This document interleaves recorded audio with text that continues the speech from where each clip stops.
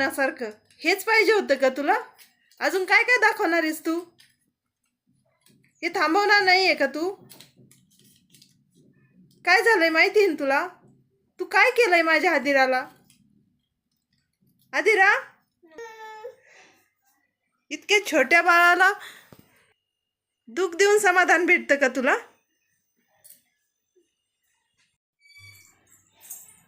काय केलंय देवा हे? तू विघ्न हरताय ना? का नाही विघ्न हरलंस तू? का नाही आलास? काय भेटलं तुला माझ्या आदिराला दुःख देऊन? काय भेटलं बोल ना. अरे का लढतोय आम्ही? मुलीच्या हक्कासाठी लढतोय. मुलीच्या हक्काची लढाई ही. आणि तू माझ्या मुलीला संकट देतोस. का नाही आलास देवा तू?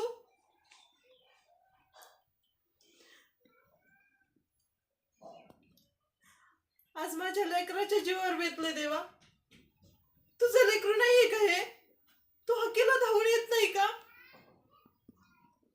लोक तर म्हणतात तू नवसाला पावतोस, तू हकेला धावतोस. कुठे आहेस तू? कधी येणार आहेस तू? सगळं संपल्यावर, सगळं झाल्यावर. आज वेळ माझ्या लेकरावर आली. मी शांत बसणार नाही देवा. मी तुला बोल लावणार, तुला बोलणार. माझा हक्क आहे तो बोलण्याचा. तुला यावं लागेल देवा, तुला यावं लागेल. माझ्या लेकरासाठी, माझ्या आदिरासाठी तुला यावंच लागेल.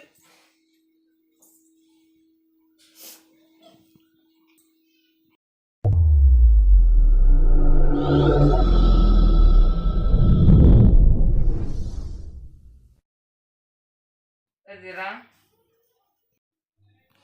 आदिरा बप्पाले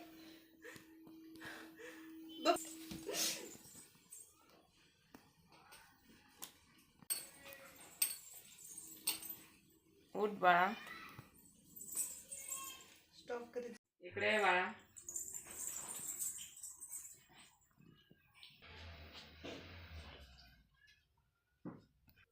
माफ करा देवा, मी तुम्हाला नको नको ते बोलले. क्षमा करा. वाईट नाही वाटलं, आनंद वाटला. आपण आपल्या माणसावर आभार मानतो, कारण आपण त्याच्यावर हक्क राखवतो. इतकी श्रद्धेने, प्रेमाने रागवली ते बघून आनंद वाटला आणि मला यावंच लागलं. देवा हे विघ्न का? कशासाठी? का तू सत्तेची लढाई लढते, असे विघ्न तर येणारच.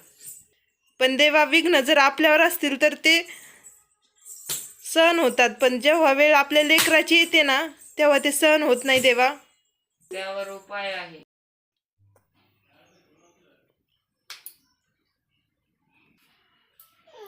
स्वामी चरित्र पारायण हाच उपाय. तुझ्यासाठी माझ्याकडे काहीतरी आहे.